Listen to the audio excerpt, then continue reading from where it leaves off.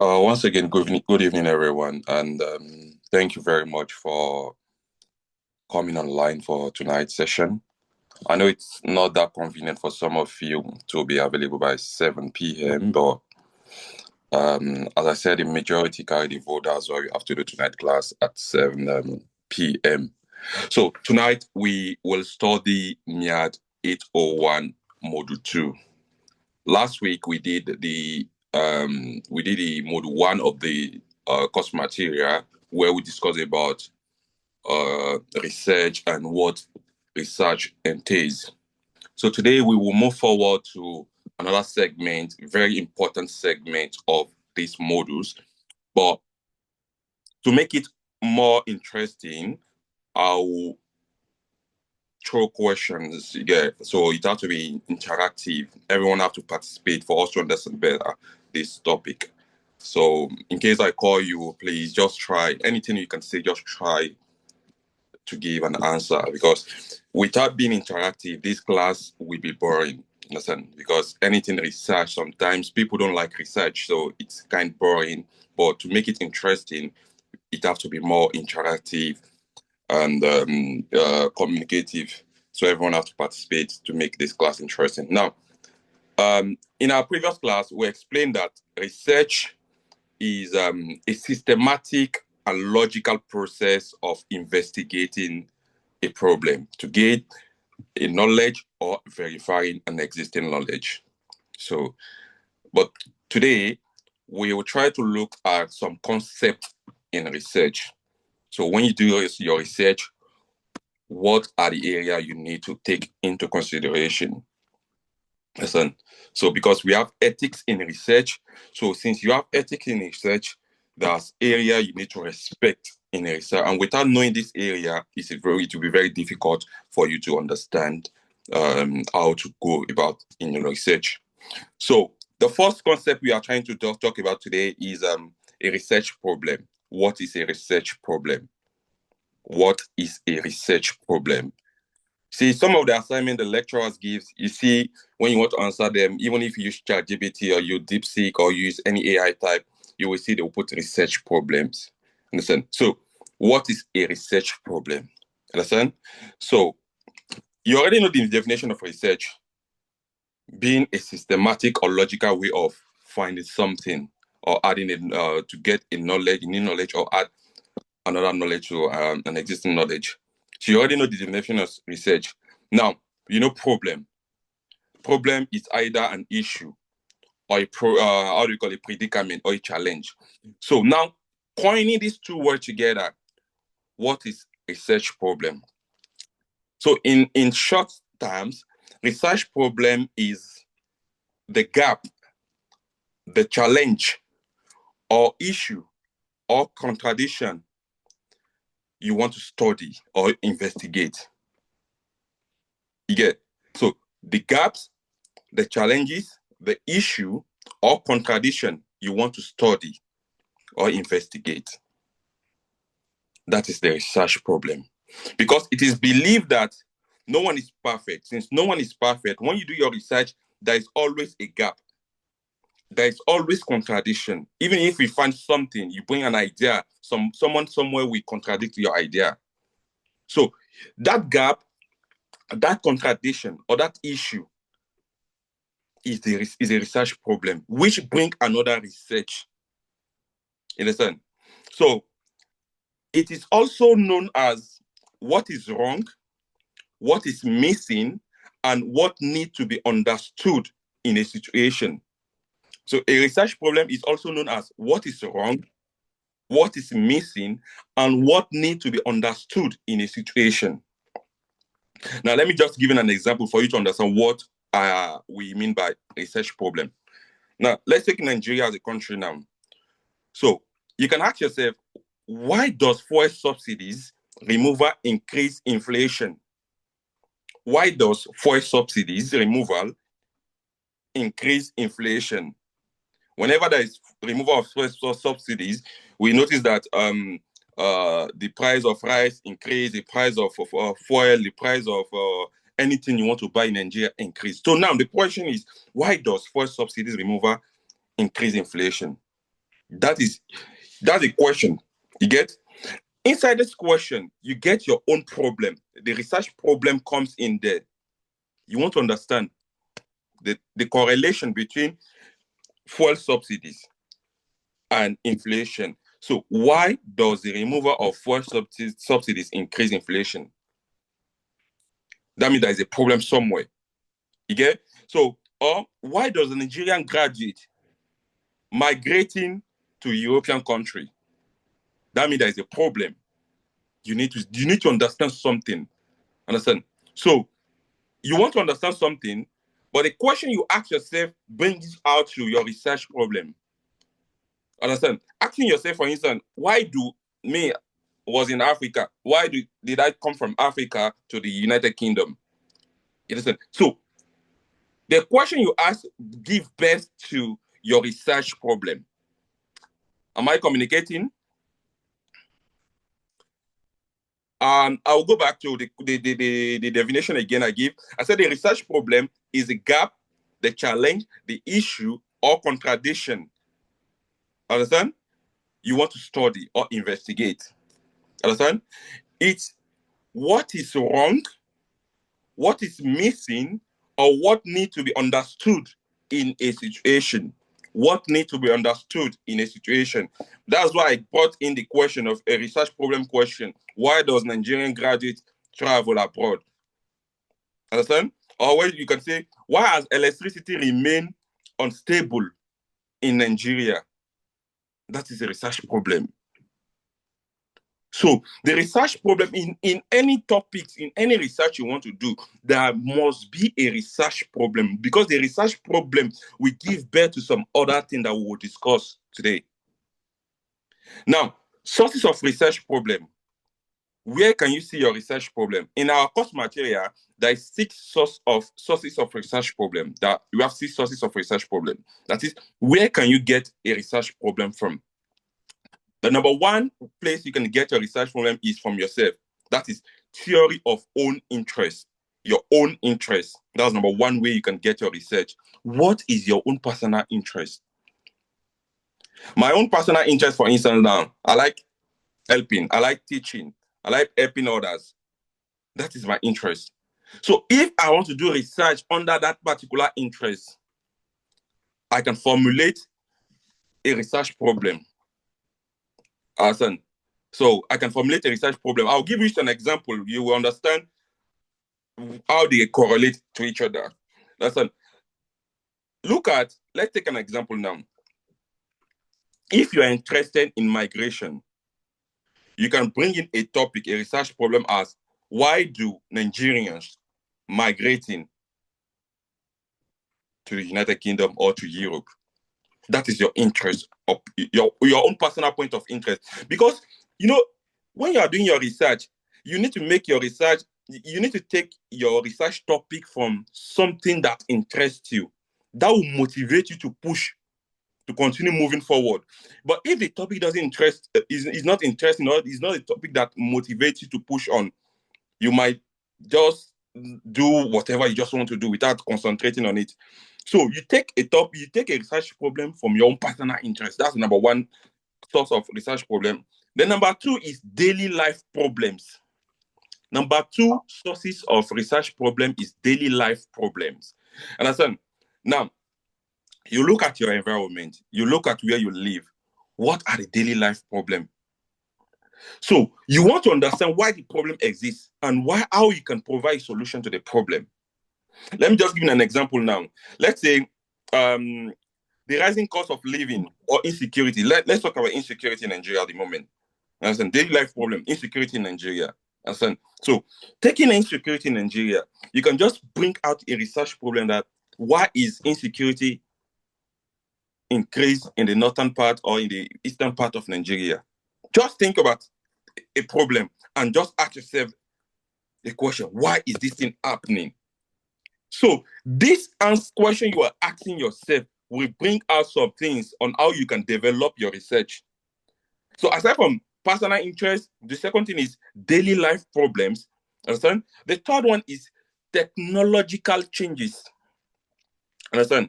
Technological changes. Now we have how do you call AI? We have AI, we have some kind of banking system. If you're in the banking system, you understand that fintech has an impact in the normal traditional banking, like the OPay, the PAMPay. So you can try to define the challenges the fintechs are causing to normal traditional banking. Understand? So there are ways of this is the third way of getting a research the source of getting a research problem.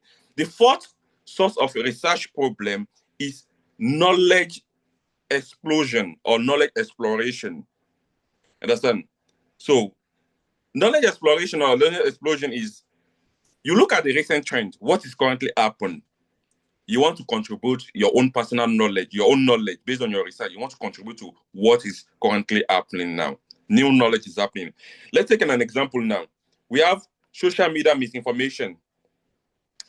We all know that during election, social media is the strongest tool to pass wrong information.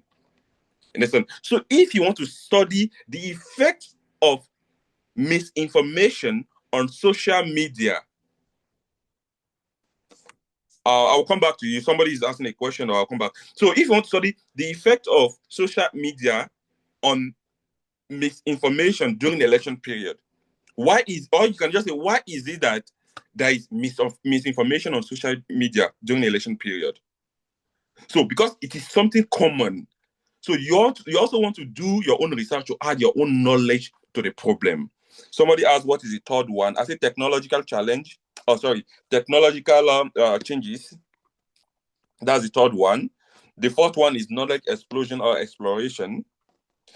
The fifth one is unexplored area. Unexplored area. Because in the definition of research, we mentioned that it also tries to add knowledge to an area that has not been explored before. That is why in the types of research we mentioned, we have explorative research. So, unexplored area. So, let me just take, I've never been to the north. I've never been to the northern part of Nigeria, but I know that from literatures, from books online, from what is online, I know that women participation in conflict resolution in the north is very low. It's very rare you will see women at the forefront of resolving conflict in the northern part of Nigeria. That is a problem. You now try to develop a research problem to understand why is it that women are not in the forefront in resolving conflict in the northern part of Nigeria. Let me just give you an example. Bauchi, I've never been to Bauchi, but I'm very conversant with Bauchi because I work with some politicians over there. But in Bauchi State, it is sad that you know that they've not given a ticket or like election ticket to a female contestant. All party, being APC, PDP, Accord, all party in Nigeria, they did not give tickets, primary election ticket to females in Nigeria, in Bauchi, in the last election. So you now ask yourself now, why is it that there is low participation of women in the northern part or in the northeastern part of Nigeria? These are research problems.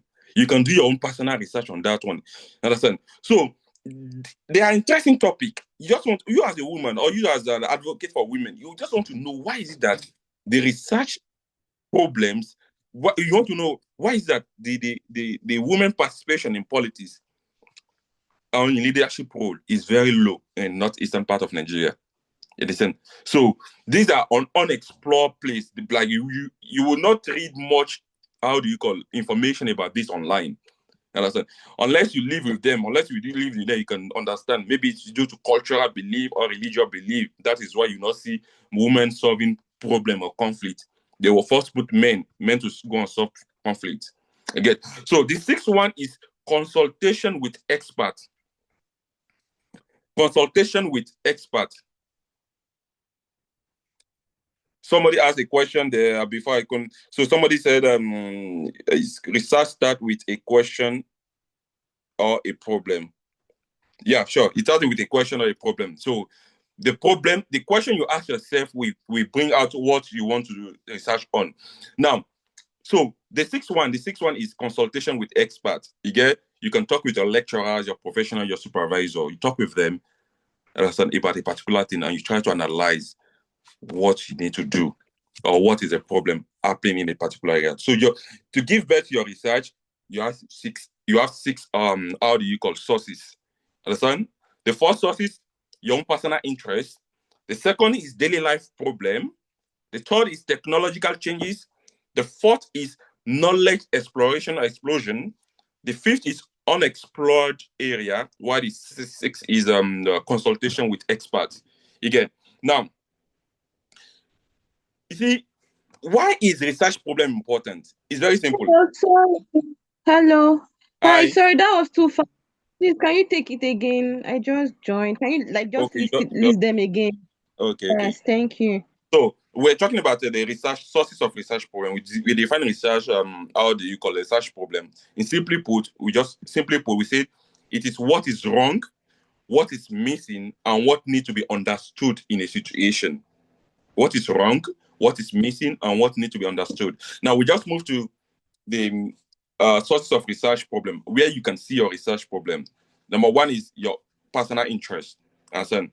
Personal interest. What are you interested in? If you're interested in migration, if you're interested in women participation in politics, you can bring out a research problem from that one. Understand? So I give an example. I said, why are Nigerian graduates traveling abroad? You get, or why is low participation of women in some part of Nigeria? So that's his personal interest. Number two is daily life problem. Currently, insecurity is rising in Nigeria. Is a daily life problem. So you can bring out a research top problem from this. And we talked about technological change. Understand, especially those in the banking sectors. You will see that there is a problem between fintechs and modern normal traditional banking. With fintechs, you don't need to even go to bank. From your phone, you can open an account easily. You don't even need to visit a bank with your OP, with your number, with your mobile number, you can open an account. But with normal traditional banking, I don't think you can open your account with your mobile number. You get, so unexplored knowledge, sorry, knowledge exploration or explosion, and unexplored area. And the sixth one is consultation with experts. Now, I was saying before you come in, I was saying, why is the research problem important? Is it so? With your research problem, you can locate a topic that is relevant, researchable, and meaningful. From your research problem, you can bring up, when you're lecturer in the second semester, the lecturer will say, okay, everyone should go and bring at least 3 research topic. Listen, you bring out your research topic from your research problem. It's easy to bring a research topic from your research problem. Understand? So based on your personal interest, maybe you are interested in election rigging. So based on that one, you just bring your research topic there. So research problem facilitates us to have a research topic that is meaningful, researchable, and relevant. You get? So now, how can you select a good research problem? What process you need to pass through? There have to be process for you to get a good research problem. Please, our entertain question. So somebody is asking, what is the difference between research problem and a research question? So we will do research question in this session. We will do research question, please. We'll come to research question. So since you know the definition of research problem now, by moving forward, we'll talk about research question. Awesome. So I was talking the step to identify, or the process to identify a good research problems. We have 5 processes to go through to identify a good research.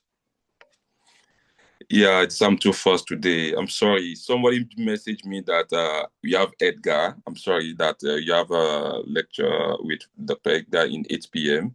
So I just want to try my best to cover the substantial parts. Sorry, but Edgar's covered. Last week he said we meet the exam hall. He said you meet in exam. That means there is no lecture today. That's what he said, except if there is other arrangement. Because And somebody we are messaged me that there is lecture in 8 p.m. So I'm just like, I don't know what to do again. okay, let's So if there is no continue. lecture, that means I can go out and I can be slow. I can be slow. Don't worry. That's the person that read yeah, Miriam Ismail. Thank you very much. I really appreciate for raising my attention to this. I'll go slowly. Don't worry. Now, the process of getting a good research problem. Understand? How to select a good research problem. We have 5 processes to select a good research problem. Understand? I'll explain and I will give you an example for you to understand how it works. Number one is choose a broad topic. Choose a broad topic. Choose a broad topic. Understand? Before even you have your research problem, you first choose a broad topic. That's number one. Number two, you break down this topic into subtopic.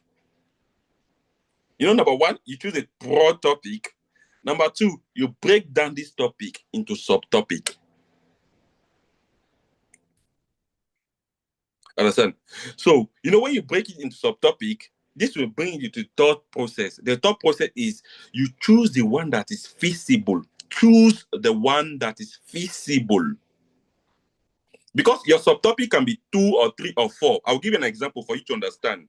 Understand? Because this class, we just have to give an example for us to understand how research is being done. So, number third process is choose the one that is feasible.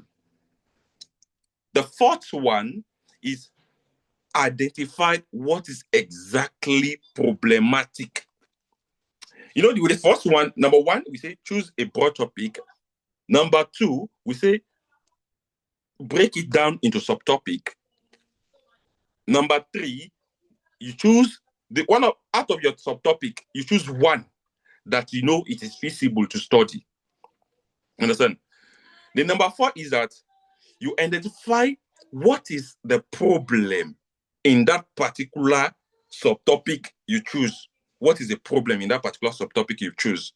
You understand? Why the fifth one is you now refine it into a precise problem. You refined it into a precise problem. Let me go back again.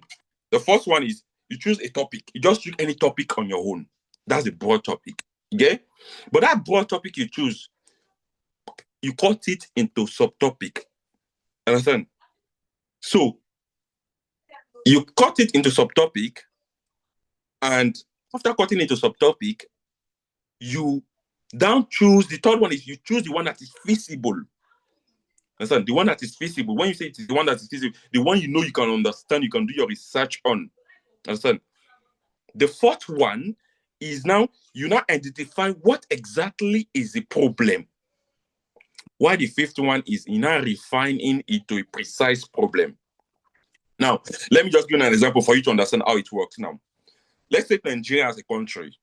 Let's say we want to talk about insecurity in Nigeria. You get? Insecurity in Nigeria. The broad topic in it, number one is the broad topic in Nigeria under insecurity is insecurity in Nigeria. That is a broad topic. That is wide. Understand? Now, that topic, insecurity in Nigeria, you break it into subtopic. Now, if you want to break insecurity subtopic, it can be kidnapping, it can be banditry, it can be terrorism, it can be all thief. Am I communicating? Like this can be under insecurity. Kidnapping can be under insecurity. Banditry can be under insecurity. Terrorism can be there. All thief can be insecurity. So you've already, break the topic into subtopics. You get? Now, after breaking into subtopic, what remains, please? Can anyone tell me what remains after breaking into subtopics? You choose one that is Feasible. visible. You choose one that is feasible. Now, let's use kidnapping. Let's use kidnapping as one of the subtopic we choose. Let's use kidnapping. And let's just go kidnapping in where does Kefi? I think it happened in no, it's not Kefi, it's not Kefi. Which state? Benue State. Let's just do Benue State. It happened. So kidnapping in Benue State. That means it happened recently. It is feasible. You can see information on it online. You get. After choosing the one that is feasible, what remain? What remain after choosing the one that is feasible? Please. Identify what is exactly problematic. Okay, and identify what is exactly problematic. That is where you now come in. Why are kidnapping cases rising despite military presence? Understand? Why are kidnapping cases rising despite military intervention or military presence? We have soldiers every year. Federal government recruit more than 10,000 soldiers. But why are kidnapping increasing despite military presence? Understand? That is a problem you've identified. You identify that problem from your broad topic, that you break it into subtopic. From your subtopic, you choose the one that is feasible. Kidnapping. You did not choose terrorism because you cannot go to Sambisa Forest to go and question how do you call terrorists in Sambisa Forest, or you cannot go to Borno where they are doing this. You understand? You choose the one that is feasible, that you know you can do, you can research on. After that, you bring up a problematic question. Understand? Like, why are kidnapping case rising despite military presence? After that one, what remain? What do we need to do, please? After the first stage, what remain? What do we need to do? Refine it to a precise problem. Thank you very much. Refining into a precise problem. Now, you know, the problem we mentioned is why are kidnapping cases rising despite military intervention? We want to refine that one into a precise problem. Understand? Now, the precise problem we can get from this is there is a rise in kidnapping incidents in Benue State, despite increased security operation, and the factor responsible for this remain unclear. Let me repeat myself. There is a rise in kidnapping incident in Benue State, despite increased security operations, and the factor responsible remain unclear. You don't bring out a research problem. You've refined the problematic to a refined problem. Understand? I don't know whether you understand what I'm trying to explain. So that's the process for you to get a good research. How do you call problem? Understand? So you take this broad topic to a step. How do you call it? A specific issue. You define your broad topic to subtopic. You choose the one that is feasible. You bring up the problematic one and you refine that one into something we can understand. Am I communicating? Yes. Yes, clearly. Yeah, with you. Can I proceed? Yes, please. Now, defining your research problem. How do you define your research problem? Understand? That is, when you see a research problem, you know you've already know how to get a good research problem. But when you see a research problem, understand, there are some things you need to see in that research problem to know that, oh, this one is a good research problem. You get? So a good research problem must include 4 things. A good research problem, it must include 4 things. So when you see these 4 things in a research problem, automatically you know that this one is a good research problem. The number 1 is it must include the issue. That is the issue you want to study, the issue you want to do your research on. Kidnapping in Benue State, that is the issue. Understand? The second thing is the context. When we talk about context, we talk about the place, the population, or the situation. The place, Benue State. Understand? The issue is kidnapping. The place is Benue State. Understand? The scope, the third one is the scope. The scope is the perimeter you want to study, the area you want to study. You don't want to go beyond that area. We are talking about Benue State. We are not talking about another area. Your scope. Understand? maybe it's one local government in that area, or you want to study the whole state, your scope. You understand? So, number 4 thing it must include is evidence that problem exists. That you must bring out evidence that problem exists. You understand? So, when you bring the question, when we brought out the question that there is a rise in kidnapping in Benue State despite increased security operation, and the factor responsible remain unclear. You look at it. We are talking about kidnapping. We are talking about Benue State. We are talking about security operations, and we are also talking about what caused this thing. We don't know. You understand? So that means there is a problem that we just need to know why are they increasing? Why is kidnapping increasing every day? Despite that, we have soldiers, we have DSS, we have everything, we have all of them, we have all security operation personnel, but it is still increasing. You get? So when you have these 4 things included in your research problem, you should just know that the problem you are bringing out to your lecturer is a good research problem. You get it? So you just have to know that it has to be clear, evidence-based, and researchable. Your research problem has to be clear, evidence-based, and researchable. You should not bring a topic that we cannot research on. Understand? So let's say you want to talk about NATO, or how some people call it NATO, NATO. Listen, you are not there.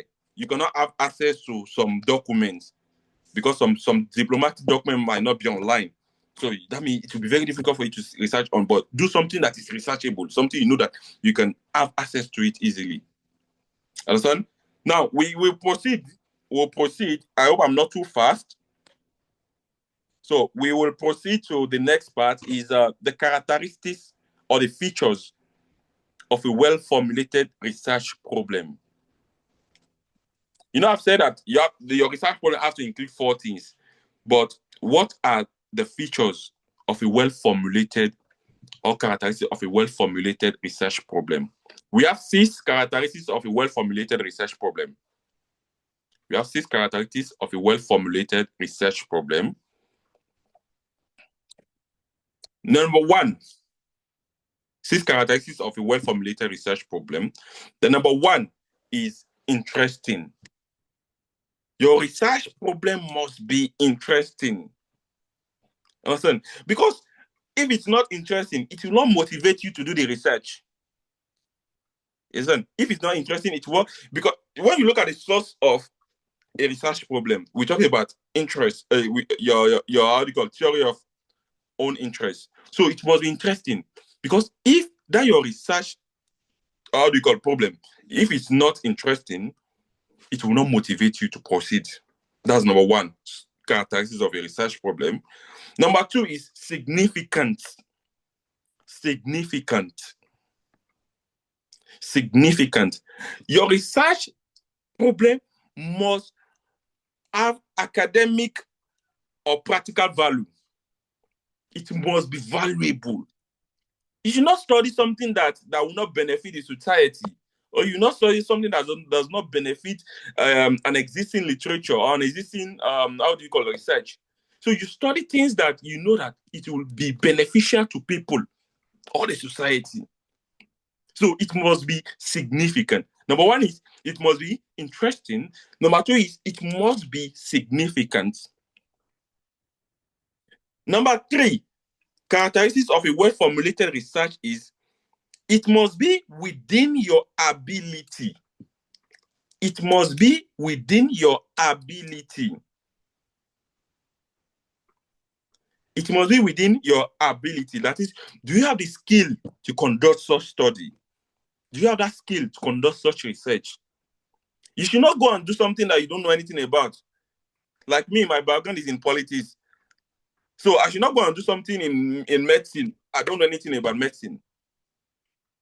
Understand? So it's more, your research problem must be within something you know about, not something that you don't even know anything. It's vague. You don't know anything about it. So it must be within your ability. That's the 3rd one. The 4th one is it must be feasible. That's characteristics of a good formulated research. It must be feasible. When you say it must be feasible, is that you must have access to data, information, resources, or let's say your time. You must have access to information because you cannot do research without having information regarding it. Understand? So it must be feasible.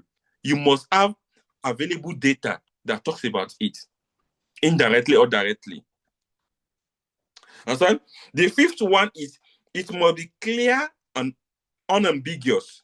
It must be clear. Your research problem must be clear and unambiguous.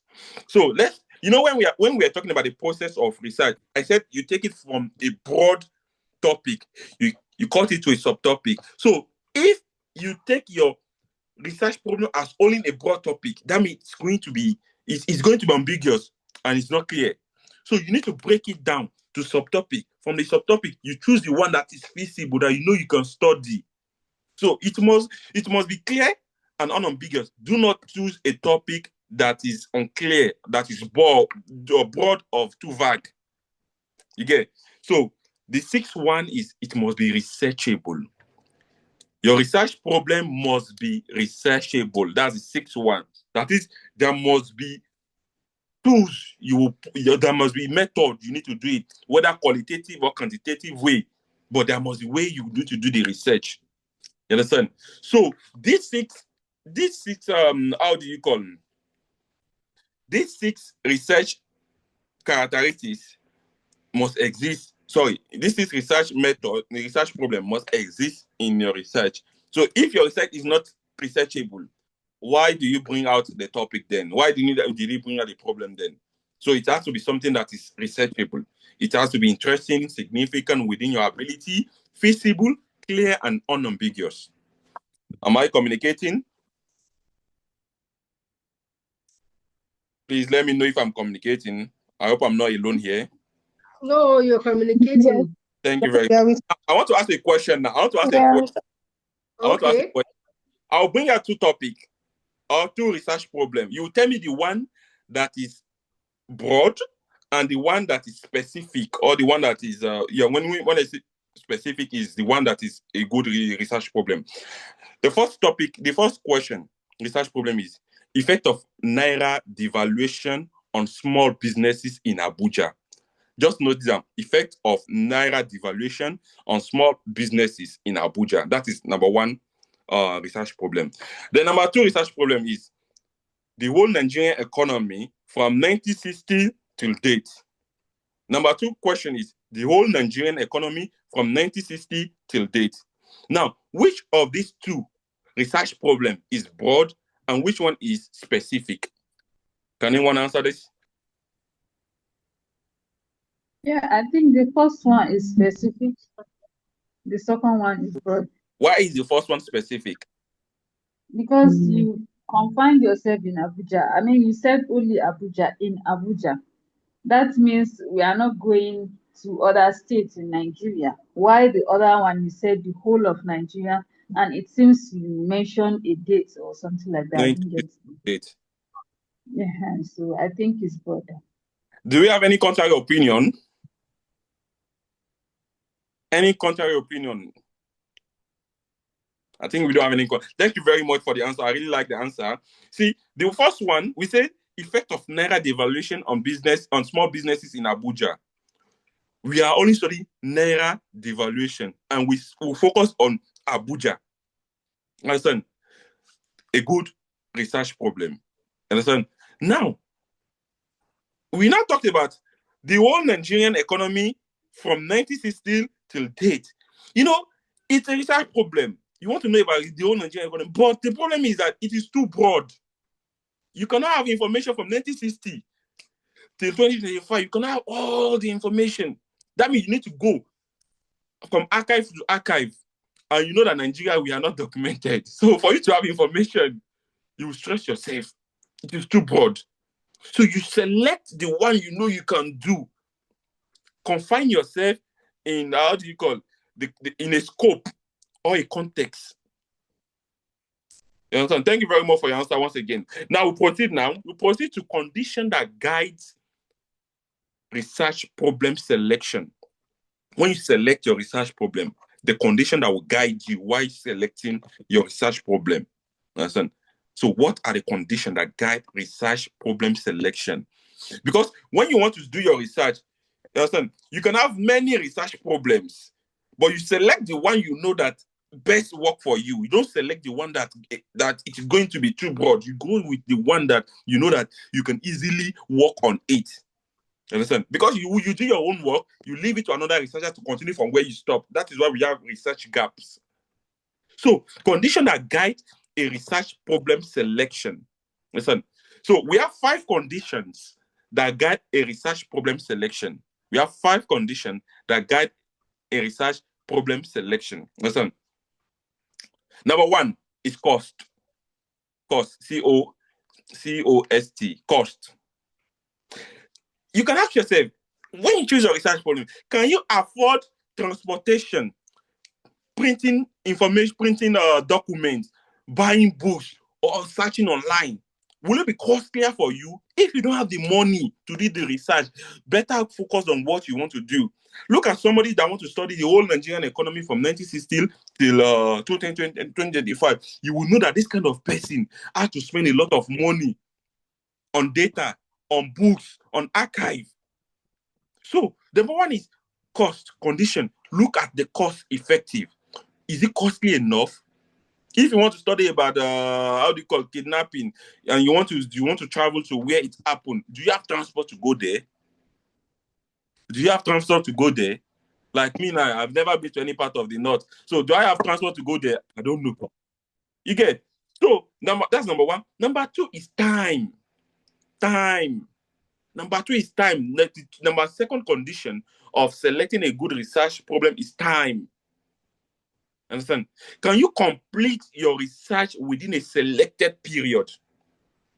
Look at in 2nd semester, they are going to give us, like, everyone should go and choose a research topic, and you have 4 months to finish your research. So imagine you go and choose a topic that is difficult for you to finish in 4 months. That means that instead of you to finish your master's next year, you have to finish it in another year, because your research you cannot finish your research within 4 months.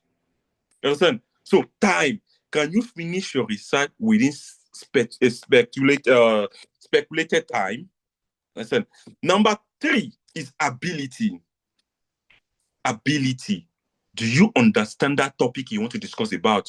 Your ability to understand it. Before you work on a research, you need to understand it first. So what is your own personal ability?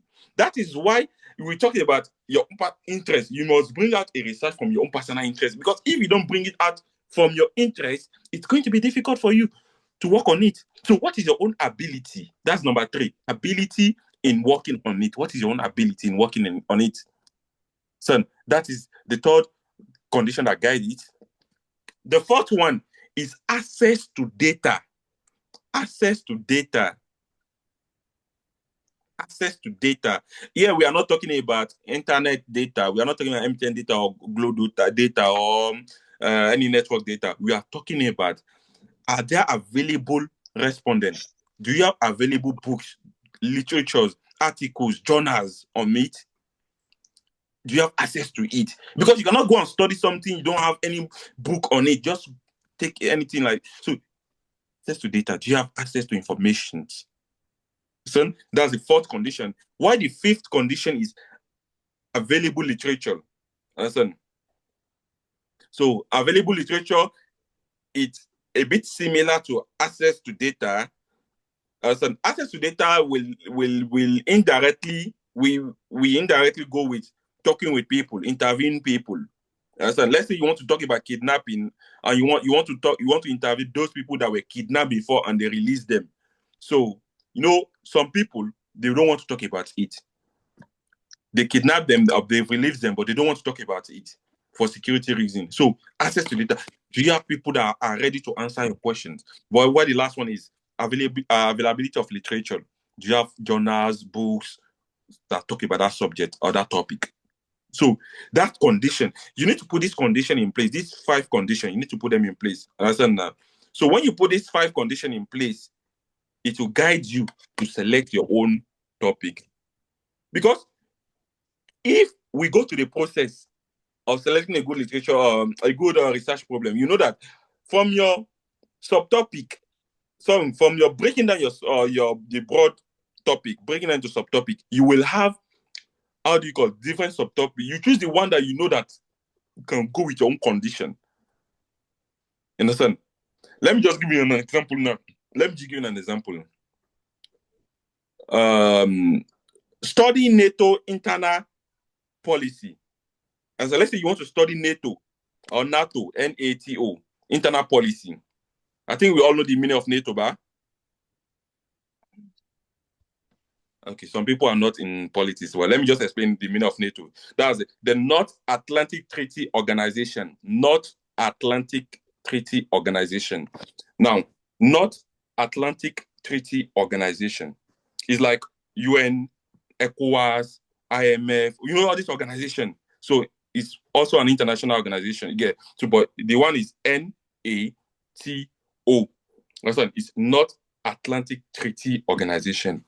It has 32 countries, European countries, and some countries from the North America. Now, you are in Nigeria. You are in Nigeria. You now want to study internal policy of NATO. You want to study internal policy of NATO. You understand?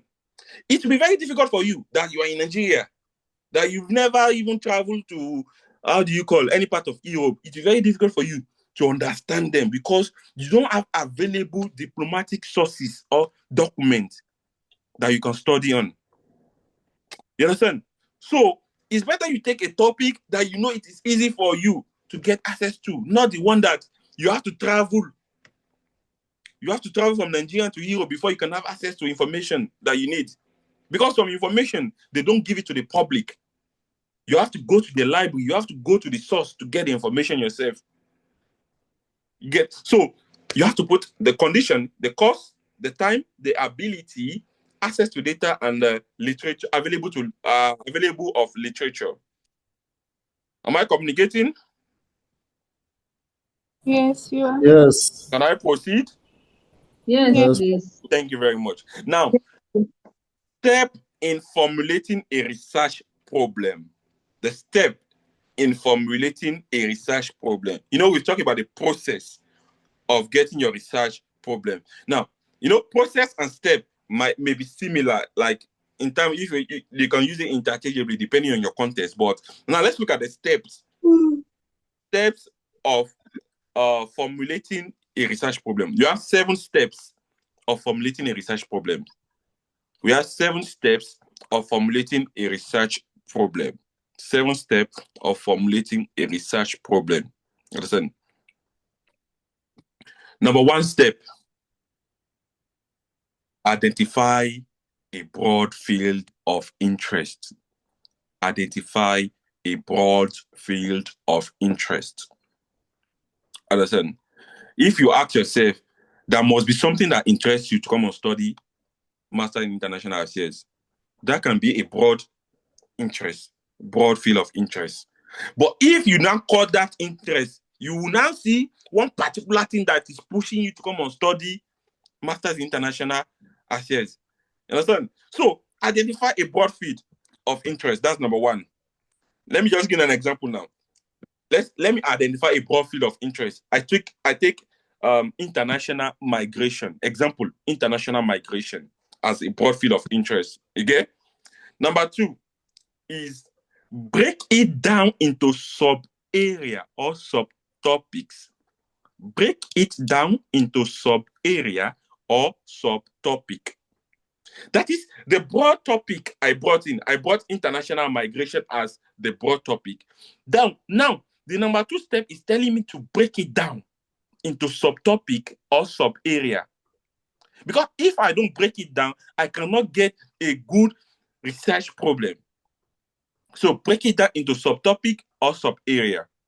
Now, if we want to break down international migration into subtopic, we can have Japa movement. We all know Japa movement, that people have been Japaing to United Kingdom or Canada or USA or any New Zealand. So Japa movement is a topic that is very interesting to talk about, why people are leaving Nigeria. You get, we can talk about skilled labor migration, like Canada. Canada are taking our doctors, UK are taking our doctors. Skilled labor migration, that is under international migration. We can talk about brain drain. Brain drain. As they are taking our doctors, they are taking our nurses, it is affecting Nigerian how do you call health system. You get brain drain. We have a irregular migration. These are subtopic, which means from my international migration as a broad topic, I break it down into 4 subtopic or sub-area. And the first subtopic I bring is Japa movement, brain drain, irregular migration, skilled labor migration. So you will not choose out of these 4 subtopic, you will not choose the one that it's easily accessible to you, the one that is very feasible to you. That's bring you to the 3rd step. Choose the one that you can manage, the one that is feasible. Don't choose a topic that is going to be difficult for you to do the research on. Choose the one that is feasible, the one that you can manage. Now, me personally, because I'm in Nigeria, I'm in the UK, so I'll take Japa movement. Understand? Because we that come from 2020 to 2025, they call us Japa movement. Now we Japa from Africa to UK. So I'll take Japa movement for instance. So that one interests me. Why is it that if I go out like this, I will see many Nigerians on the road? I'm just like, am I in Nigeria? I'm in white country now. Listen, there are some places in the UK like this. You just enter like that. You just see they are speaking Yoruba, Hausa, Igbo. Kedu, Nagode. You have to be looking, did I find myself in Nigeria? You get, so that is Japa movement. Why is it that every Nigerian are coming abroad? Listen, so my broad topic is international migration. My subtopic, a perfect topic from Akanji. My subtopic, I break down my subtopic into 4, but I choose area I can manage, which is Japa movement. Which means me that I'm in the UK, if I want to interview those people that Japa to UK, it's very easy to go and meet people, make the answer questionnaire for me. That means I can manage that area. Understand? So Japa movement among Nigerian graduates, that's my area I can manage, the one that is feasible to me. Step 4, the 4th step is raise question within that choosing problem. Raise question within that choosing problem. It's still the same thing like the process of process of choosing a research problem, where we talk about identify what exactly is problematic. That is where you will now raise questions. Japa movement among Nigerian graduates. You will not bring out questions different. You can be 20 questions and you not choose the one, maybe 6 or 5 that you can manage. Now, let me just give an example now. What causes Japa? That is a question. What causes Japa? You know, the Japa, now Japa is a Yoruba slang, but it's commonly used in Nigeria. That is migrating from one country to another country. Japa. So what causes Japa? What is the impact on Nigerian economy? What is the impact of Japa on Nigerian economy? Understand? Why is the youth category the most affected? Which youth category is the most affected? So, you know, we've chosen our topic. Like, you're choosing the problem. Under the problem, you get questions. You need to ask yourself many questions. When you ask yourself many questions, you get a good research problem. But if you don't ask, you can bring out 20 questions and you choose the one that is most likely to go on with your own study. You understand? So after getting the research, after getting the question, after the 4th step, you move to the 5th step, which the 5th step is formulate research objective. Formulate research objectives. That means that from your research problem, you can get a research objective. And when we talk about the research objective, is the outcome, the final outcome. What do you want to gain after studying, after doing your research? What is the final outcome? Understand? What is the final outcome? Understand? So the research objective under this topic I bring in international migration, the research objective can be to examine causes of Japa among graduates. That means your research wants to examine causes of Japa among graduates. Or another one you can say is that to analyze its economic implication on Nigeria. As people are traveling to the United Kingdom, Canada, USA, it has economic implication on Nigeria. You understand? So that is where you bring up your objective. What do you want to achieve after studying your research? What is your final outcome? That is the fifth step, right? I said we have 7.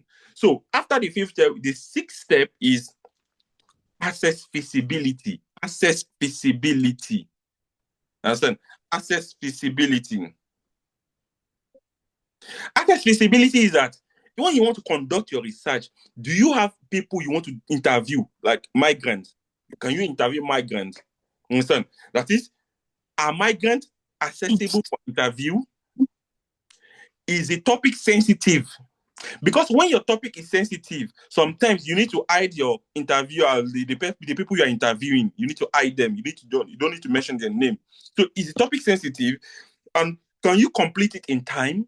That means if you choose a topic on Japa movement of Nigeria, you must also know if it is feasible for you to do the research. Why the 7th one is double check the problem formulation. You need to double check it. That problem formulation, that step number 4, you need to check it very well. Is the step number 4 okay enough? Understand? Because you need to double check it in a way that it has to be clear enough, it has to be researchable, it has to be relevant, it must not be vague, it must not be too broad. You get? Am I communicating? Am I communicating, please? Yes. Yes. If you have questions, I want it to be interactive enough. So in case you are The lost, last one is double check the sorry, because I didn't get the 4th one, so I was okay. lost with the 7th one. The 4th one is raise question within Question the rise yeah or raise question. question.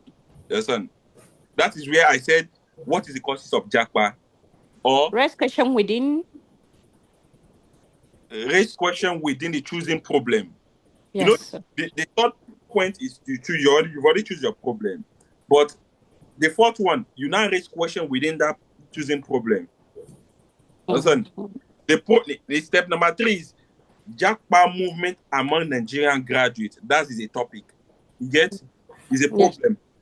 But in number 4, you now raise question among that problem. What is the cause of Japa? What is the impact of it in Nigerian economy? Just this question. Ask yourself different question on it. Why the 5th one is formulate research objective. The research objective is what is the final outcome after you don't finish everything. What do you want to achieve finally?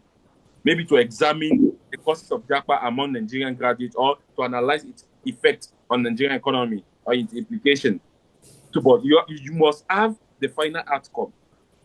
Like our class like this, our final outcome is to graduate with a good grade. That's the objective for the class. That if before we end this class, you must be able to know what we call research problem, research question, hypothesis, variable, and the likes. Before we finish this our today's class, you get. So that's objective. So you don't do research without having an objective. You get. Why the 6th one is Yes. access feasibility. That is, do you have access to people you want to interview? People that want to answer your questionnaire, do you have access to it? Is your topic sensitive? Let's say you want to talk about topic related to Boko Haram, and you know that if you go to some part of Borno or Maiduguri, you cannot talk about it publicly. That means it is sensitive enough. So you have to be careful. So is your topic sensitivity okay or not? Understand? Can you complete it in time? You need to look at the time. Understand? And also, how do you call it? You just need to ask yourself, can you have access to available literatures? Understand? The 7th one is you need to double check your problem formulation. You need to check the problem formulation. And when you check your problem formulation, you look at, is it researchable? Is it clear? Is it relevant? Hope it is not too broad. Hope it is not too vague. You understand? So That's it. Can I proceed? Did you write it down? Yeah. Yes, Mr. Akanji, thank you. The network isn't funny with me today at Oh, all. That's why it's breaking. That's why. But I get it now. Thank you. sorry. Now, let me just give you an example now. I'll give you an example for you to understand a well-formulated research problem. A well-formulated research problem. Let's take political science as a topic. Understand? And we take Nigeria. I just want you to write this one down. I want you to write it down. Because if you write it down, you'll be able to look at it and try to think about it. Now, despite beavers, we all know beavers, right? During election, we use beavers. Yeah? Despite beavers' introduction, the 2023 election still faced legitimacy challenges. And the reason behind this outcome remain unclear. I repeat it, despite beavers, that BVAS, that's what we use during election. So despite beavers' introduction, the 2023 election still faced legitimacy challenges. And the reason behind this outcome still remain unclear. Now, ask yourself, when election finish, what they do? They take it to tribunal. How do you call it? They take it to petition, the election tribunal. As Tinubu, they declare Tinubu winner. Atiku and Obi, they said they don't agree. But we have beavers. We believe that beaver is perfect, that it should give us accurate information. But why is it that Atiku and Tinubu, they took the matter to election tribunal? Listen, because they believe that there is a problem somewhere. You as a student studying, don't want to do research, you must be able to analyze that part. What is the problem? What is the problem? Let's take an example now. Let's take another example on international relation now. International relation. Let's look at Russia and Ukraine. Russia, we know Russia and Ukraine, they are fighting, right? So let's look at the Russia, just write this down. The Russia-Ukraine war disrupt global wheat supply. The Russia and Ukraine war disrupt wheat supply. So because wheat usually come from that side, even fertilizers usually come from that side, and energies come from that side of the world. So yet it is specific impact on African food security is insufficiently explored. As Russia and Ukraine, they are fighting, farmers in Nigeria are suffering. They are suffering because you need fertilizer. Even we in Europe, we are suffering because most of the gas come from that part of the world. Understand? So you need to understand, why is it that the war that is happening there is affecting another part of the world? Understand? So your research problem, it has to be something that you can analyze. That is fact, it is researchable, it is clear, it is not too broad. It is something that you can have access to it easily. Am I communicating? Am I alone here? Yes, you are. Thank you. Please, can you repeat that? Thank you. Can I repeat which one? I didn't get what you just said now. So I was talking about example of research, a well-formulated research problem. You get? So I just give an example now. Understand? So a research problem, it has to be researchable, it has to be clear, it has to be relevant, it has to be it must not be too vague or too broad. So when you want to take a topic, for instance, now, that topic you want to take, it must be relevant. So I take the example of Atiku and Peter Obi, that they went to election tribunal because Tinubu was the winner of the election. So we know that we have beavers. Beavers means that document we use, that machine they use for the election when you want to go and vote. So that machine, we know that we have that one. Now, it is believed that machine should give us accurate answers or accurate results. You now ask yourself, why is it that Atiku and Obi, they went to tribunal, that they don't agree with the result of the election? That means that they see a problem. You studying political science or you studying something related to this, and it's your own personal interest. You want to do research on it. You can have information on it. That what are the problems in these particular issues? Because you understand, Mr. Aliu, I don't know whether he's here. Yes, yes, Okay. I understand. So, you understand me? Yes, I got that. Now we proceed now. We want to proceed now. We are done with module 2, section 1. We are done with that one. You understand? We are done with module 2, section 1. We move to module 2, section 2.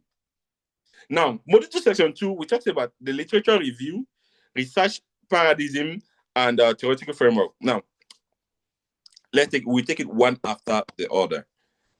What is research paradigms? What is research paradigms? Paradigm is you can see it on the screen, PARADIGM, paradigms. What is research paradigms? PARADIGMS. PARADIGMS.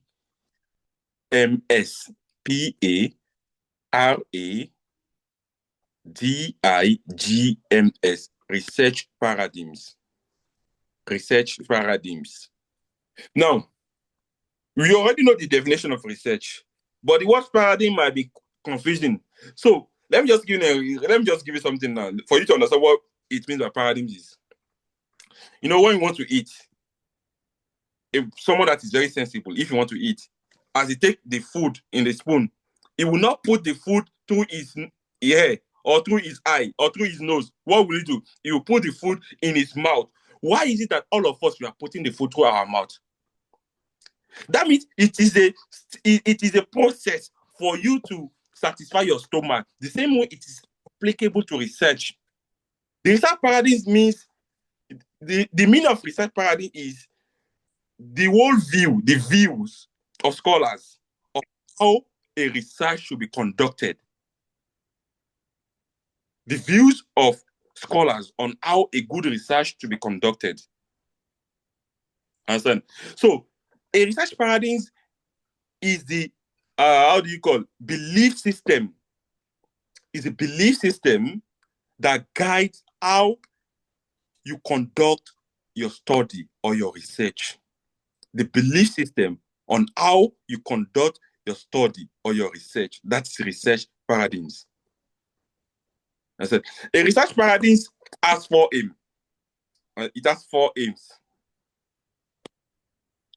That's it. When you want to do the research paradigm, it determines what counts as knowledge, because not all knowledge are knowledge. Understand? So your research paradigms, we determine what counts as knowledge, how you select data or information to do your research. Understand? How your findings should be interpreted. Understand? Because when the research is qualitative or it's quantitative, the way you interpret it are different. Because one deals with numbers, one deals with feelings. So the research paradigms will tell you how your findings should be interpreted. That's number 3. The number 4 is the research paradigm. Will tell you the type of research question you ask. Somebody asked about research question. We get there. So that research Sorry, paradigm. can you come again? Sorry, I missed it. Can you come again from number 1? Sorry. I was like, number 1 is the research paradigm will determine what counts as knowledge. What you count as knowledge. Listen, because not all knowledge are knowledge. Some knowledge will just run you mad. So I'm sorry for the word. I said, so what counts as knowledge? That's number 1. It will determine how data should be collected, how you should collect your information. Maybe you need to travel to Sambisa Forest to go and interview those people in Sambisa Forest before you can collect your data. If that is safe enough. If it's not safe, maybe there's another alternative. So how do you collect your data? How do you collect your information? The number 3 is how findings should be interpreted. Because if you apply quantitative method to do your research or qualitative research method, the way you interpret it are different.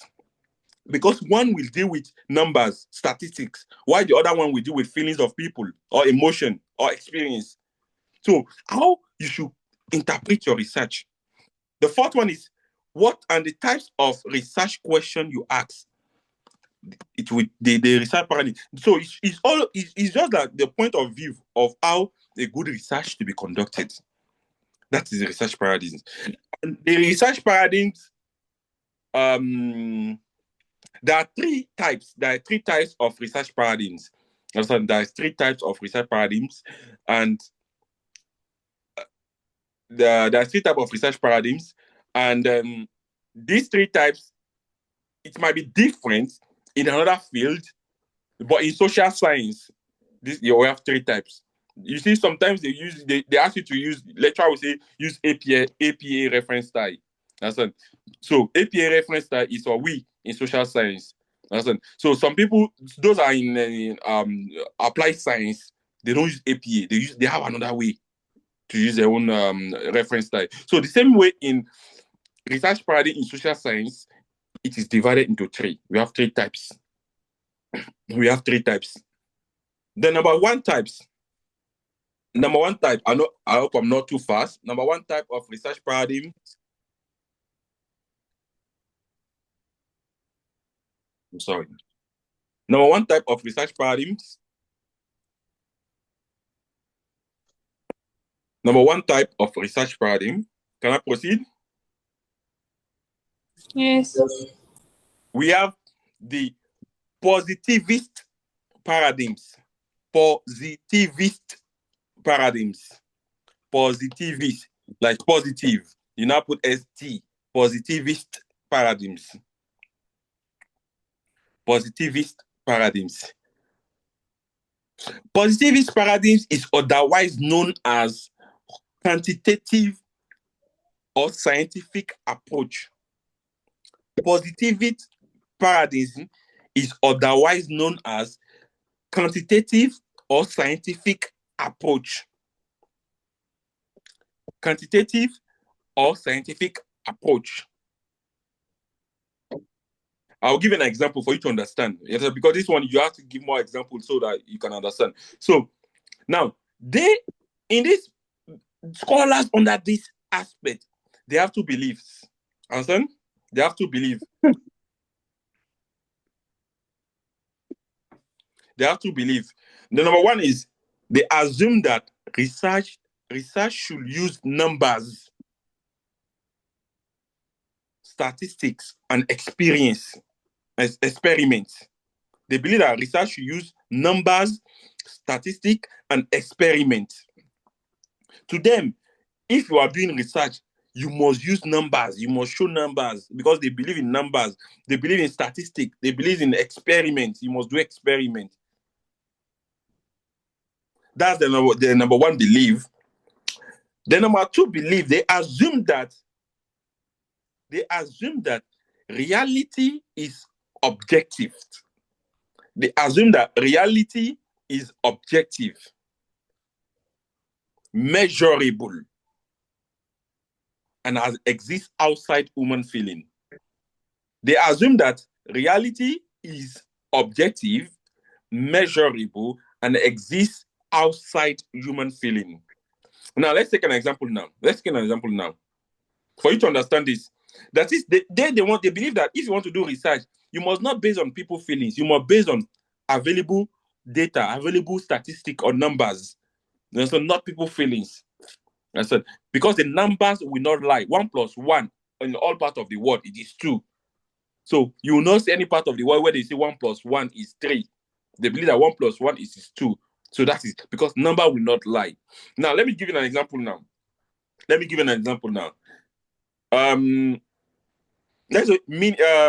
Measuring the effect of fuel subsidies removal in 2023 in Nigeria on inflation using NBS data. Measuring the effect of fuel subsidy removal in 2023 in Nigeria using NBS data. NBS means Nigerian Bureau of Statistics. Yes, Nigerian Bureau of Statistics. So now, measuring the effect of fuel subsidy removal on inflation in Nigeria, using the available data. So, this one, you use available data from Nigerian Bureau of Statistics. You get? Or we say analyze how TikTok misinformation affect voting system or voting behavior in Nigeria in 2023. Analyze how TikTok misinformation affect voters' behavior in Nigeria in 2023. Listen. So here, if you want to do your research, you talk about how many people as misinformation affect their behavior. You know, a lot of people voted for Peter Obi. It's because social media work. So how many people have been affected? How many behavior did it change? How many behavior did social media change? Understand? So here we are talking about numbers. We are not talking about the feelings of people. We are talking about numbers. The numbers will not lie. That is their own belief. Number two types of paradigms in research is interpretivist.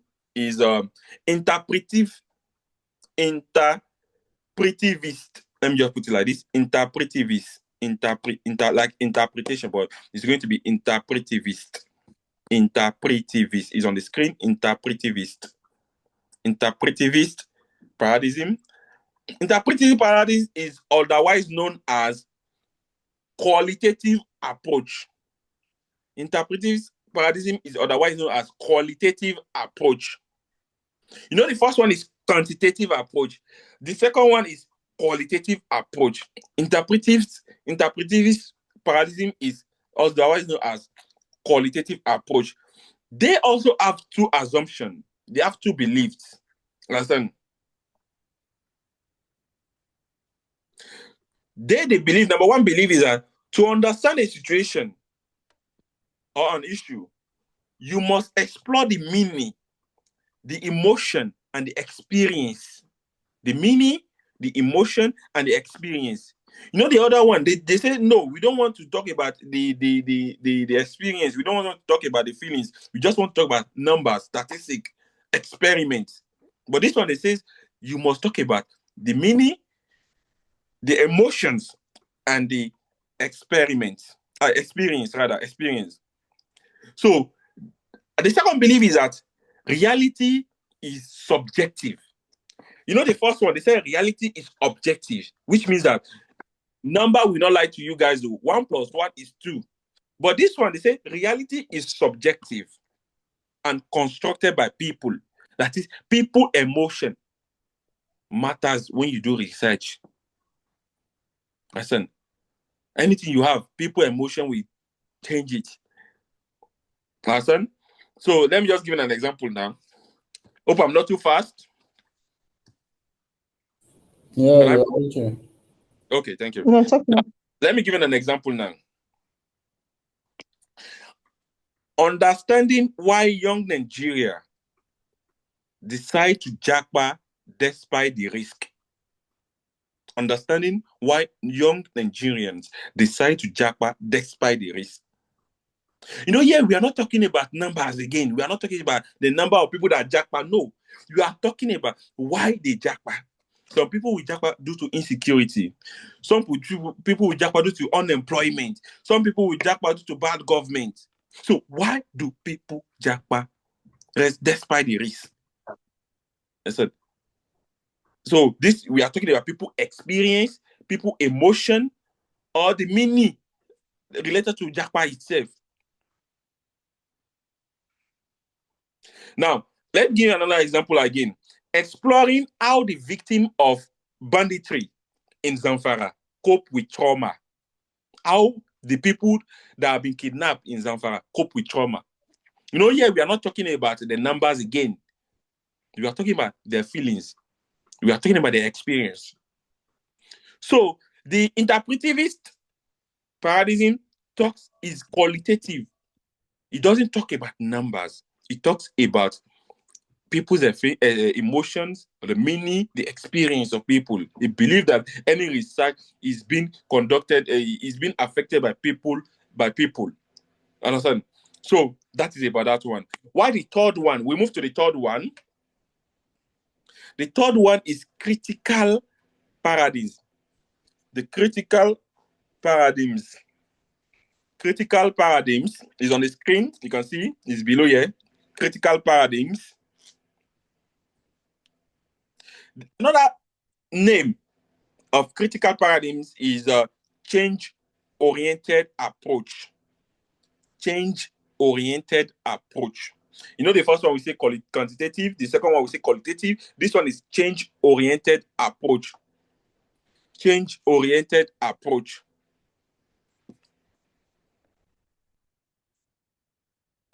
Somebody make a notion. Is Mariam Ismail here? She just put a sticker. I don't understand the meaning of the sticker. Maybe a network. Maybe network. So, I heard you say 2 times it's on the screen. Did you share your screen or something? No, like as I'm saying it, as I'm talking, Okay. like there's a transcription. I don't know whether you can. Okay. As we are talking, we can see this. What we are saying is written down. Okay, maybe I didn't turn on transcription. That's why. I turned on my transcription. So if you turn it on your screen, I believe you can see what I'm saying. You can see it's just written down. Okay. So Thank you. I'm using Zoom Pro, so you can there are some features there. So that's why. Now, critical paradigm. So that one is another name is otherwise known as change-oriented approach. Understand? They also have two assumptions. They believe that society is full of power inequality. Society is full of power inequality. The rich and the poor. Understand? The first class people in the society and the lower class. In Nigeria, we don't have middle class again. So the first class people in the society and the middle class. Or the lower class rather. So they believe that there is inequality in the society. Understand? So the second thing is they say research should expose injustice and promote change. They believe that research should expose injustice and promote change. Understand? They believe there's inequality in the society, and they also believe that it should expose this injustice and promote change. Let me just give you an example now. I'll give you an example now. Analyzing police brutality and youth mobilization during NSAS. We all know NSAS. NSAS was in Lagos, but it caused across all parts of Nigeria. So, analyzing police brutality and youth mobilization during NSAS, that is two variables: police brutality and youth mobilization during NSAS. So that means if you want to do a research that linked to this, you must try to find a solution to police brutality. Like, we should not end SARS. SARS should exist, but we should find a solution to police brutality. So, because this critical paradigm believe that a research should expose an injustice in a society and also provide a solution. Okay. Now, let me just give another example. If you want to study, let's say you want to do studying the global financial system that keep African economy dependent. Studying the global financial system that keep African economy dependent. Look at IMF, International Monetary Fund. They give money to African countries easily. Listen, but what are the conditions? Look at Lagos, Abuja, how do you call it? Kaduna Express train station. It was done by Chinese, but what are the conditions the Chinese give us? Listen, so they will give you loan. They will give you anything you want, but what are the conditions they give? The condition they are giving us is making us to be poor. That is injustice.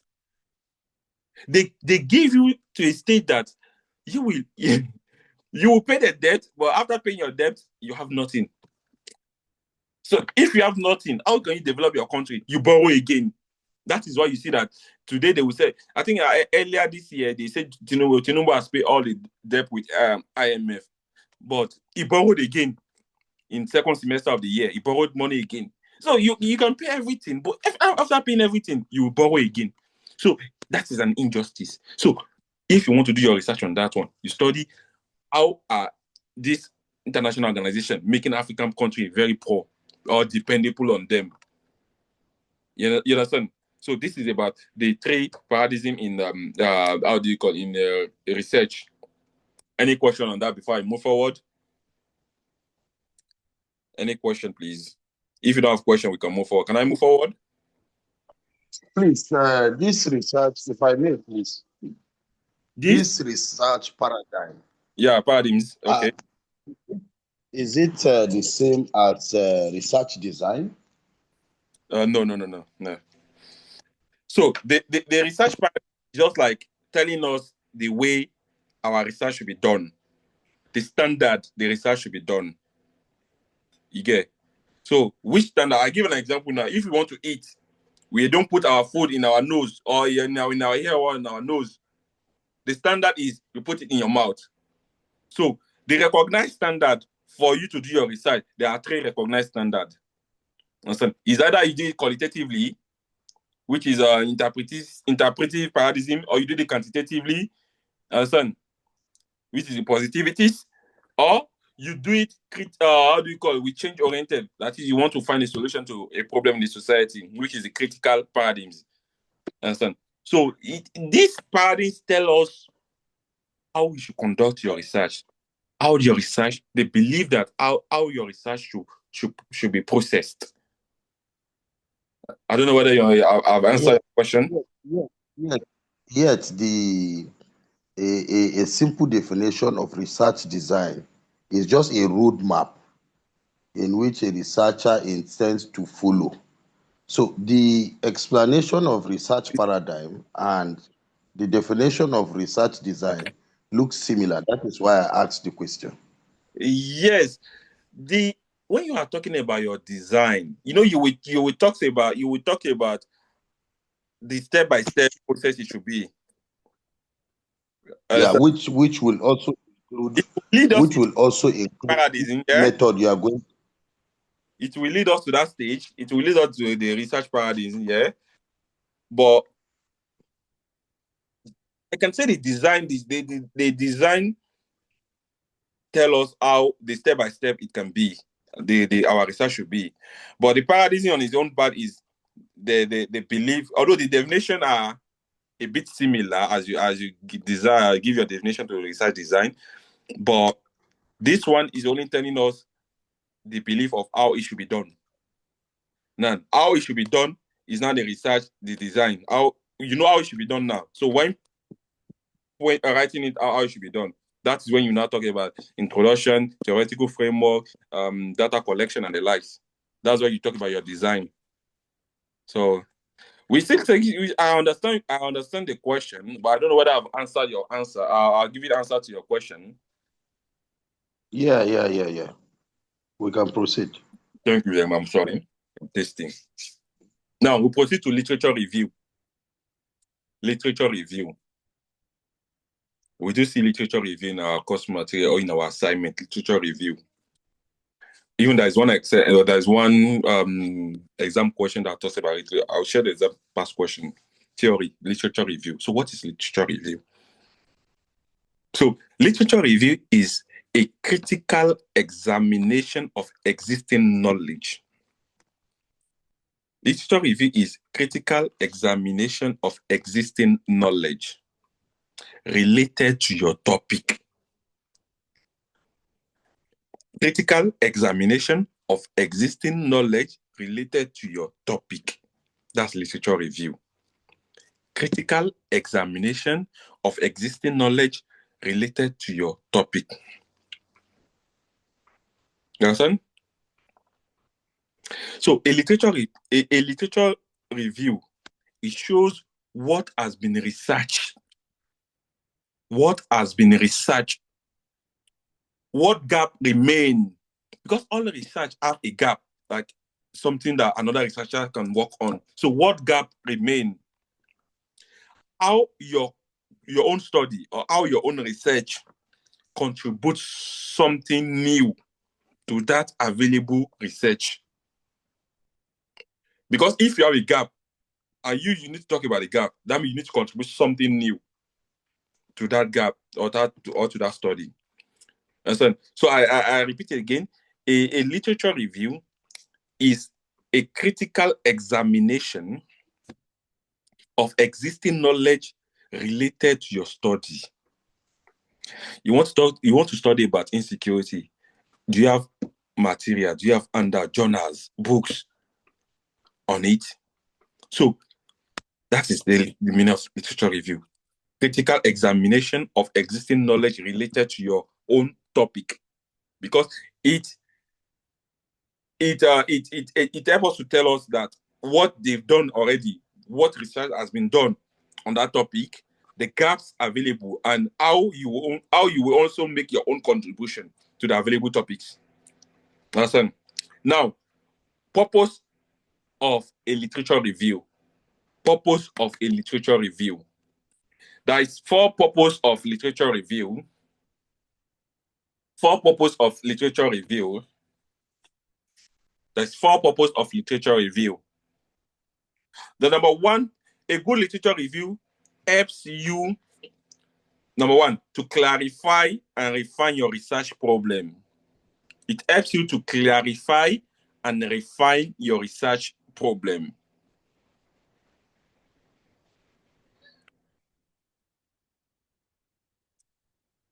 It helps to clarify and refine your research problem. Let me give an example for you to understand what we mean by that one.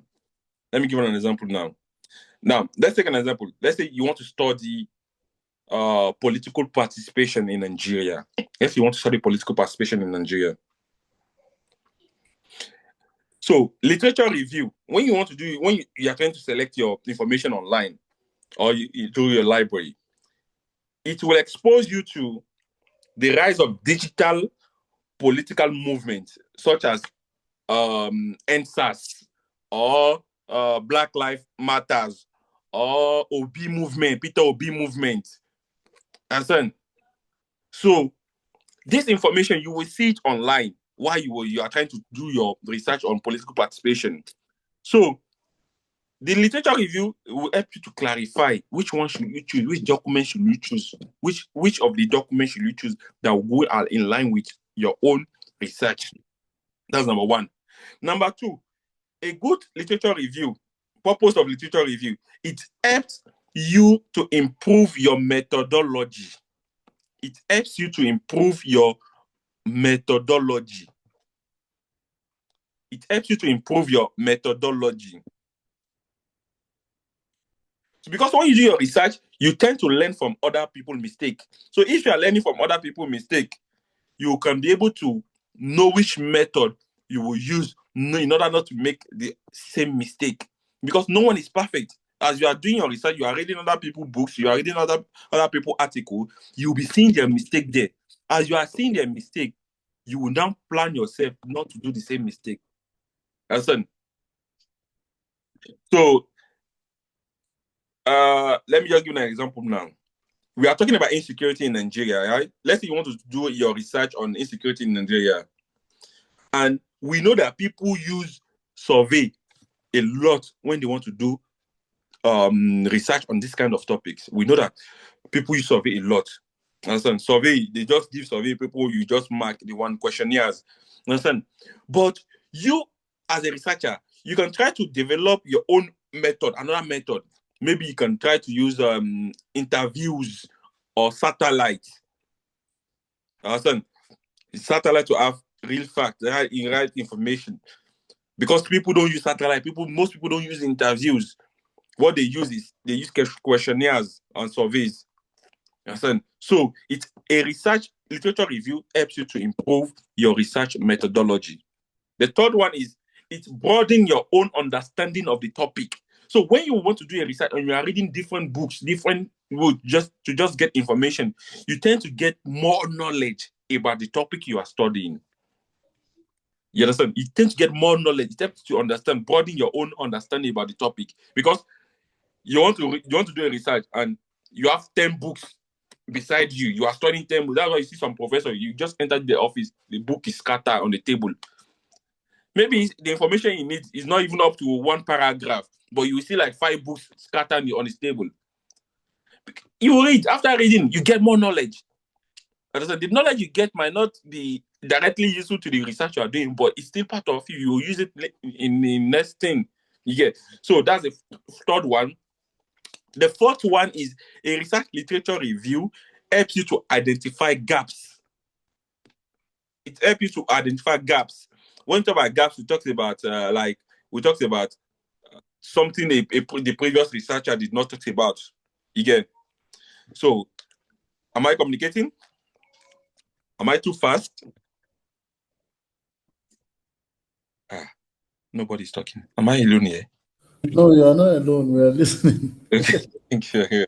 So I just don't need to be sure that I'm not alone. So that's why I'm asking, am I alone? Because nobody is talking. No, you're not alone. Thank you. Thank you. Well, thank you very much. So, please, I'm busy. Please. If people are shouting, they are hearing it. I'm sorry. So now, how to search for literature? How to search for literature? How to search for literature? You already know that. You already know that a literature review is a critical examination of existing knowledge related to your topic. Critical examination of existing knowledge related to your topic. That is literature review, right? Yeah, we are only talking about books, journals, journals. How do you call articles? You understand? Now the question now is how to search for the right book you need, or the right article, or the right journal. How do you search for it? Understand? So the number one way, academically, the number one way to search for it is you use Google Scholar. Understand? A lot of people make me say they go to Google, they type anything they want to see on Google. But if you want to do research and you want the right information, you go to Google Scholar. You will see books, you will see handouts, you will see articles, you will see different things you want to see in Google Scholar. That's number one, Google Scholar. Number two is G-Store. G-Store. It's J. J for Juliet. J for Juliet. J for Juliet. Yeah. J for Juliet. G-Store. G-Store is online. If you go to G-Store is if you go to just like J for Juliet, S for Sierra, T for Tango, O for Oscar, R for Romeo. J-S-T-O-R. That's G-Store. J-S-T-O-R. That's another place where you can get confirmed books, confirmed articles. Understand? But that G-Store, the meaning of G-Store is journal storage. Journal storage. So that's one they abbreviate as J-Store. Rather, J-Store. J-Store. J-S-T-O-R. Aside from Google Scholar, the second one is J-Store. Another one is Scopus. Scopus. Scopus is S-C-O-P-U-S. Scopus is like Google Scholar. Understand? But Scopus is paid. If you want all necessary information, that one is paid. It's not completely free. But Google Scholar, that one is free. You understand? So Scopus, in ChatGPT, you have Pro, ChatGPT Pro, and you have Simple, same thing like this one also. But Scopus is you have to pay to get some other information on Scopus. So Scopus. Another way to get your research, literature, your literature is ResearchGate. ResearchGate. ResearchGate. All the articles of people, journals, books of people in any topic, you see there. ResearchGate. Another place is African Journal Online. AGOL. African Journal, AJOL. African Journal Online. African Journal Online. So sometimes if you are given an assignment regarding a research and just need references, you need information, you can just go to Google Scholar or you just go to JSTOR to get your information. Okay. So these are places you can get confirmed or correct information, because information that are there, they will not store any information that they don't verify. before you go, let's say you want to do your research and you are done with your research, before you submit your research to that platform, they will verify that information to make sure that you are not giving wrong information to people. You get now. You see, a lot of people don't know how to search for information online. That is a problem. Understand? It doesn't matter whether you are doing master or you are a PhD student. A lot of people don't know how to do research. But there is two ways you can do your search online. If it's online, you want to search your information. There is two ways. Understand? Number one is if you have your own topic, you take some keywords in your topic, you put it in the search how do you call search bar, and you just send it. You see the information you need, or you narrow your search. You can just put a year, like 10 years to this time, to see your information on. If you want to do your research, you see, you just don't. We are in 2025, and you want to do your research. You are basing your information on 1999 information. It might be right, but it might not be feasible to what is currently happening in the world now. So it's advisable to just base on research at least 5 years or 10 years to this period if you want to do your research. So if you go to this website or this site I've mentioned, just take any topic on your own and put information. They will ask you to put a date. You can put a date you want to see, maybe all the books you wrote on that date. You will see all the information there. So before I continue, I just want to ask if you have questions. I know we are talking too much, but I just want to know if you have questions before I proceed, please. So far as what we've done already, like if you have question on what we've already covered, any question? If you don't have a question, let me know, please, before I proceed. If you don't have question, let me know, please. Yeah, proceed, please. Very much. Thank you very much. Now, how to conduct the literature review. How to conduct your literature review. You understand? How to conduct your literature review. There is 4 ways to conduct your literature review. You have 4 ways to conduct your literature review. Understand? So how to conduct your literature review. Is it Mr. Ali or Ali only on this live? Please, if you are also here, just say something. I just want to know that it's not the only one I'm seeing here. He's not the only one. Not the only one. Thank you. Yeah. I'm afraid that's the only one I'm seeing. So No. I'm also here. thank you very much. Thank you very much. So now, how to conduct a literature review? We have 4 steps. We have 4 steps to follow to conduct a literature review. The number 1 step is collect material. You need to collect material, because we say that literature review is you are trying to examine available information. Listen, so for you to examine available information, you need to collect material. Listen, collect material. Look for journals. You look for articles, books, government reports, or policy briefs. You understand? Let me just give you an example now. We say collect material. Let me give you an example on another one. Let's say if you are researching on insecurity in Nigeria, understand, you can collect material for NBS, Nigerian Bureau of Statistics, on crime data. They have the right information of how many people don't buy in Nigeria due to insecurity. So you can collect information from them, or international crisis group. Understand? So or you can collect materials on terrorism or banditry or socio-economic impact of it. So you need to collect material. That's the number 1 thing. Before you do your literature review, before you review something, that means you've gotten a book or you've gotten information. So before you review that information, the first thing is collect data, collect materials.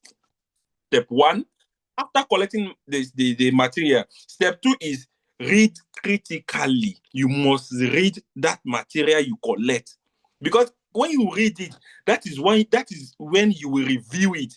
But without reading it, you cannot review. So step 2 of doing your literature review, you read critically. Do not guess, because in research we don't guess. Understand? You don't summarize. You don't guess. So you read. After reading, that will help you to write question. That will help you to analyze things. Understand? So while reading your available data, available material, you tend to ask yourself, what method did this scholar or this researcher use? What gaps is in the research? Which part of the research it did not talk about? Understand? So, dude, you have 5 books like this. You are done with reading the 5 books. You ask yourself, is there any contradiction between all these researchers? Did they contradict each other? You understand? So that is read critically. Because if you have to summarize, you might not get the right answer you want. Understand? Now, after reading, the step 3 is organize literature into teams. Organize literature into teams.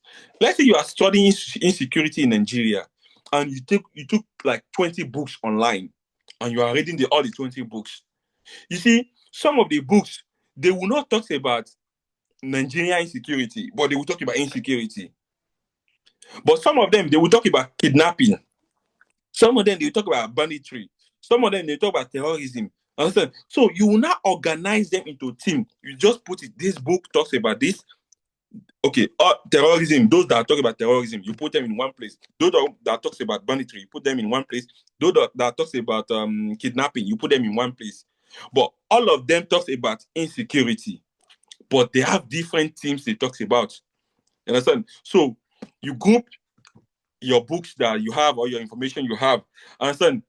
After that one, you now identify your gaps, the gaps in them. What is this author failed to mention? What is this researcher failed to mention? What did he fail to mention? You understand? So these are the first steps to follow. The first step is collect material. The second step is read critically. The third step is organize your literature into teams.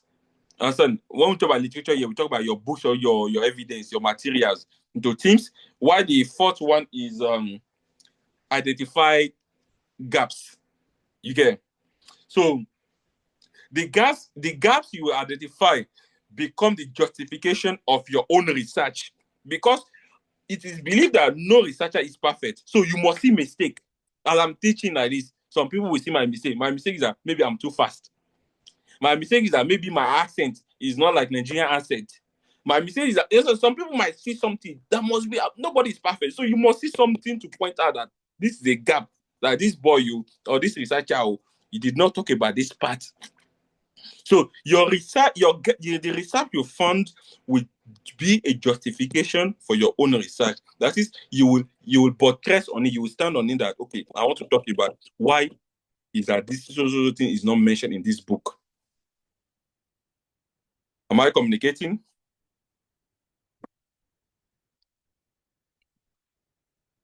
Yes, please. Yes. Thank you. Can I proceed? Yes. Go ahead. Yes. You can proceed. Now let's now we'll do a practical thing now. I will do something now. Writing a literature review. Listen, you have like 6 process or 6 sessions to follow to write your own literature review.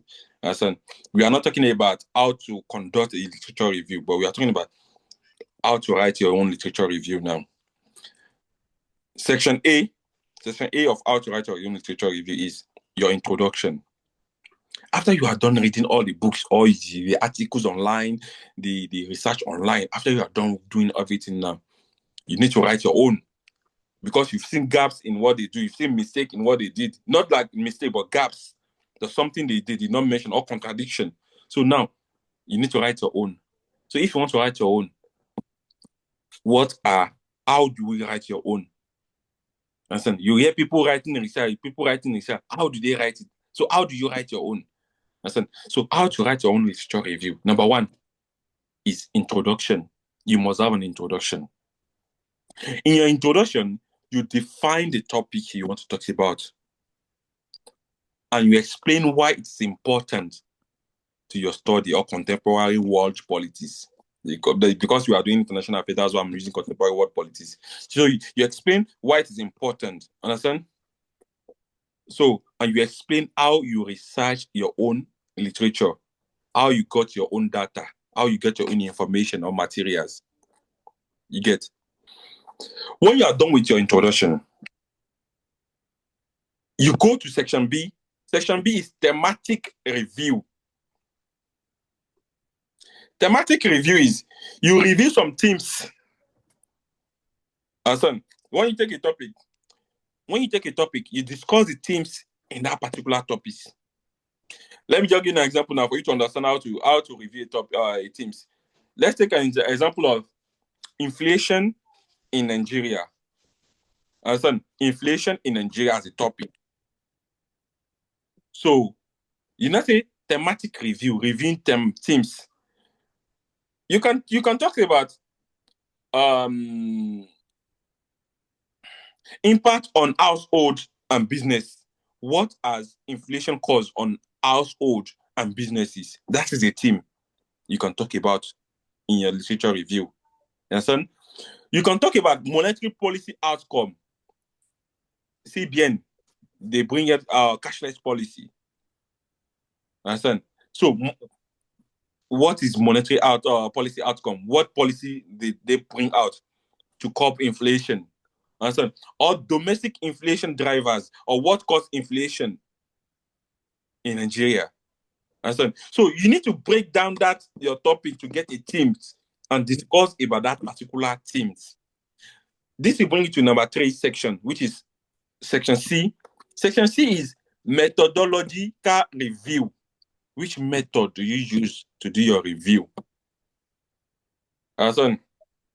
So in the method will determine how you will review previous studies or previous research. Understand? So methodological review. Let me give an example now. Most studies on migration, they rely on survey. And so survey is you can just say survey, people will just answer. And so most study on migration, they rely on survey. But only few incorporate digital trace. And so only few people can talk about can just add what they see online, maybe on Twitter, on Telegram, on TikTok, and so on. Because you can see that more than 50% of Nigerians that migrated or Japa, all of them have social media, and most of them talked about migration. So from that part, you can get your information. Instead of relying on survey only, you can get information on social media also, which many people don't talk about. So if the literature you review, if it talks about something and you think that it did not talk about another thing, you talk about that particular thing. You understand? So the section D is identify gaps. Identify what is missing in previous research. Understand? And E is a conclusion. So you give a conclusion. So there is no research you will see that you will not see literature review. I don't think there is a research you will see that they did not put literature review. Because you must talk about something or a gap. Before you research on something, there has to be a book that you review. You understand? So in second semester, you will do that one, and you will see that the lecturer will ask you to design your literature review, send your literature review, because it's batch by batch. You will send your research to the lecturer. You first send chapter 1, you send another chapter, and so on. But before you send your chapter, it will ask you for your structure. Which structure do you want to employ? Those one we'll talk about it if possible before the end of our class. I don't know how many minutes have we used there? How many minutes have we used? 1 hour. 1 hour. Yeah. Okay. 1 hour. The 2 hours. We started at 7. It's about 9 o'clock now. It's 9 o'clock. Yeah. Should we I guess we should be rounding off. It's 2 hours already. My phone don't hot. I don't know. So what I will do is we'll round up now because it's 8 p.m. in Nigeria, in UK. Yeah, 8 p.m. in UK. Yeah. So yeah, it's precisely 9 p.m. Yeah, we'll round up now. But what I will do is I will send you my own personal notes on this module 2. I'll send you my notes on module 2. So those parts I was not cover in this class. You can read about it, and possibly in our next revision class on 801, we'll start from that part. So, but if you have any question, you can ask me a question before we round up today. Any question for me? Question, observation, question, or suggestion. It cannot be only question. It can be suggestion or observation. Or criticism. Criticize me. I love positive or negative criticism. It helped me to improve myself. So any criticism or observation, suggestion. Suggestion? No question. Okay. If you don't have any question, thank you very much. I really appreciate that some of you joined the session. You see, in total, we have 2 study group. As in total, we have like 67 people, and we have 11 people at the moment. At the beginning, it was 18 people, and we have 11 people at the moment. So I'm happy. So I'm happy because my target is to make everyone succeed. So those that are willing to succeed in this academic journey, that's my target, to make everyone succeed. So that's why you see me answering questions anytime, any day you ask me a question, I'll answer your question. So if I can see people that have the same belief or the same mindset with me, we can move forward together. So I just pray to Almighty God to let us succeed in our studies. If you don't have any question, this is the end of tonight's class. Have a good night. Have a good night. Thank you very Thank you much. so much. Thank Very you much. so Thank much. you very much. Thank you very much. Bye, sir. Bye. Goodbye.